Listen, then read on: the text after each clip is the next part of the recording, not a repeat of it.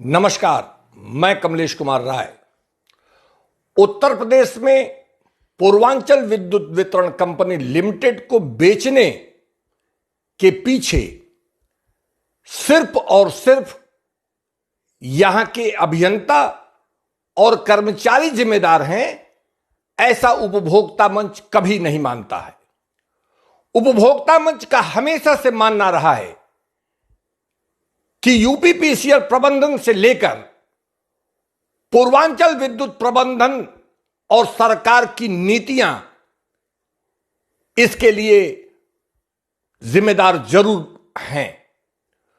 कुल मिलाकर स्थितियां यह हैं कि जहां सरकार और यूपीपीसीएल प्रबंधन सिर्फ अभियंताओं और कर्मचारियों को घाटे के लिए जिम्मेदार मानकर निजीकरण के लिए जब आगे बढ़ने का काम करती हैं, वह सर्वथा अनुचित उनकी कार्यशैली के रूप में देखा जा सकता है। अभी हाल ही में उदाहरण के लिए हम आपके सामने यह रखना चाहेंगे कि यूपीपीसीएल के प्रबंध निदेशक एम देवराज का एक फरमान जारी हुआ है। पूर्वांचल विद्युत वितरण कंपनी में कैपिटलाइजेशन के लिए 2019-20 के वित्तीय वर्ष के अंत तक छूटे हुए कार्यों को कैपिटलाइजेशन के लिए आनन फानन में करने का आदेश एमडी द्वारा जारी किया गया है। आनन फानन में जारी किए गए इस आदेश के तहत पूर्वांचल विद्युत वितरण कंपनी में जो भी कैपिटलाइजेशन का काम पिछले दिनों से लंबित रहा है, उसे पूरा करने के लिए निर्देशित किया गया है। एमडी एम देवराज की इस आदेश के बाद एमडी पूर्वांचल द्वारा पूरे पूर्वांचल में अधीक्षण अभियंता और असिस्टेंट अकाउंट अफसर को मिलाकर एक नोडल अधिकारी बनाया गया है। इन कमेटियों के द्वारा अपने संबंधित क्षेत्र में कैपिटलाइजेशन का काम किया जाएगा। अधिकांश एसी से लेकर AA तक कैपिटलाइजेशन कैसे होगा उससे वाकिफ नहीं है। उनको कोई बताने वाला भी नहीं है कि किस नीति के तहत, किस शैली के तहत इस कैपिटलाइजेशन को करना है। सिर्फ यह कहा जा रहा है कि किसी भी हालत में आपको इस काम को यथाशीघ्र पूरा कर देना है। प्राप्त जानकारी के अनुसार क्लोजिंग रिपोर्ट से लेकर तमाम आवश्यक दस्तावेज फील्ड में मौजूद नहीं है। यही नहीं, डिप्रिसिएशन की एक बहुत बड़ी समस्या सामने खड़ी है।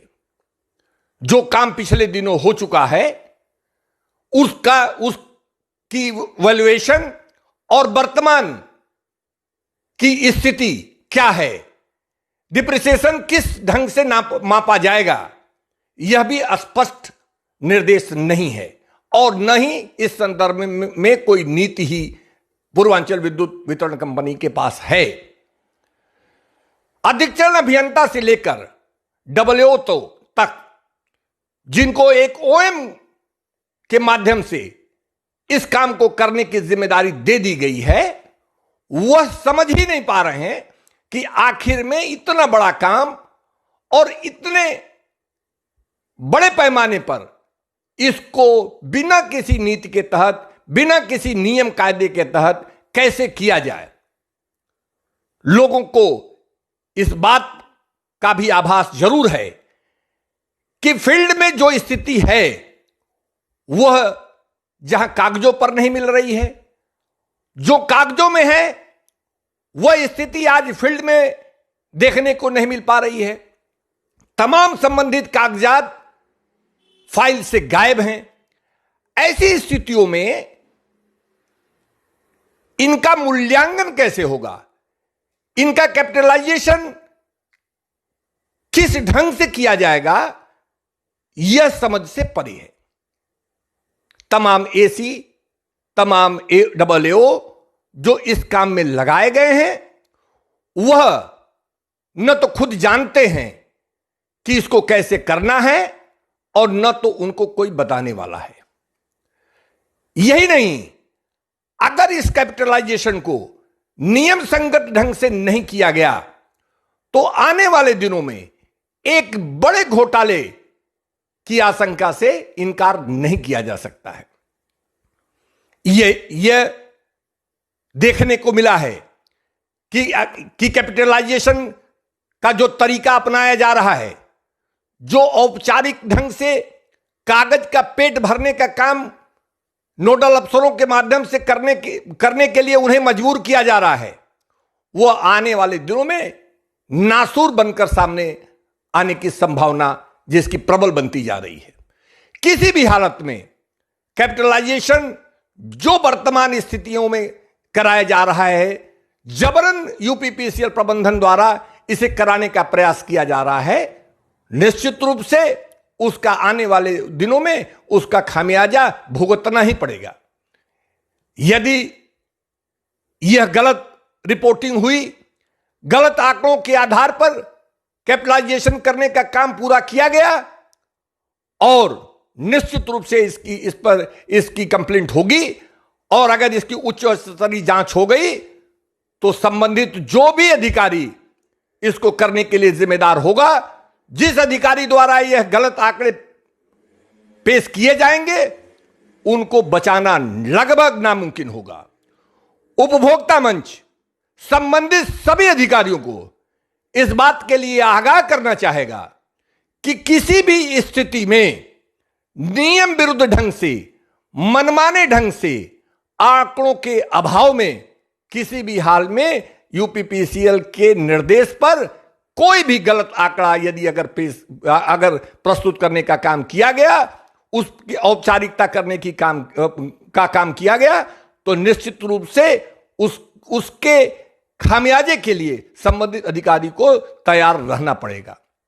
क्योंकि हमारी जानकारी के मुताबिक, विभागीय सूत्रों से प्राप्त जानकारी के अनुसार, किसी भी क्षेत्र में कोई भी संबंधित आंकड़ा, चाहे वो क्लोजर रिपोर्ट से संबंधित हो, चाहे वो पेमेंट से संबंधित हो, काम किसी ने किया, किसी एजेंसी ने, भुगतान उसका किसी दूसरे ने किया, ये सारी चीजें, ये सारी स्थितियां एक गंभीर प्रकरण के रूप में सामने देखने को मिल रही हैं और कुल मिलाकर स्थितियां बद से बदतर हैं।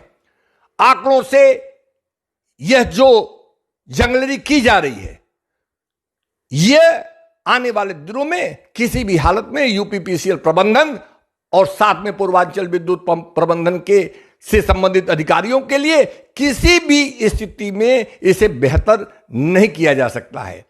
आंकड़ों की बाजीगरी जो कराने के लिए मजबूर किया जा रहा है यूपीपीसीएल द्वारा, इसको गंभीरता से समझना पड़ेगा।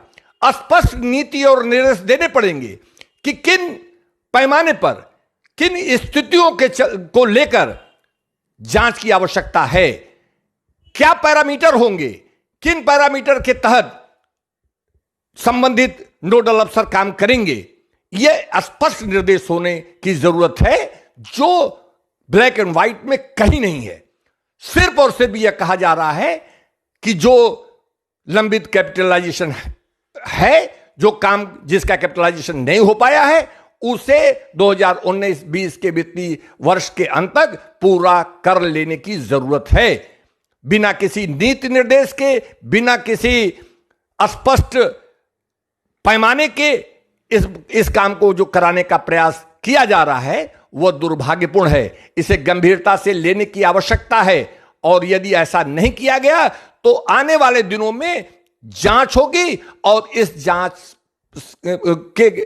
जांच से कोई वह अधिकारी नहीं बच पाएगा जो आंकड़ों के साथ जिसके द्वारा बाजीगरी की जाएगी या दबाव में जिसके द्वारा इस कार्य की औपचारिक रूप से इसकी परिणति होगी।